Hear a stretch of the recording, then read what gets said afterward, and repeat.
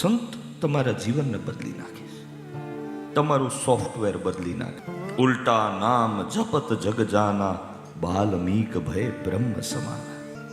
મરા મરા મરા મરા કહેવા વાળો વાલી વાલ્મીકી બની જાય. એટલે કાકા મને એ યાદી એટલે થઈ કારણ કે કાકાની એક લાગણી માગણી, આમ હરિની તમે સેવા કરો ને, શ્રી હરિને તમે ઓળખો ને તો આખી દુનિયા તમને ઓળખે. હરિ જો તમને ઓળખે તો આખી દુનિયા ઓળખે. અને જેથી હરિ ઓળખવાનું બંધ કરી દે તેથી જીવનમાં કોઈ ન ઓળખે. હરિના જન હરિ જેવા. ભગવાનના જે ભક્તો હોય ને ભગવાન જેવા જ. અને અત્યારે કૃષ્ણ ભગવાન આવે કઈ ચતુર્ભુજ રૂપમાં અહીંયા બેલે આવે એવું નક્કી નથી.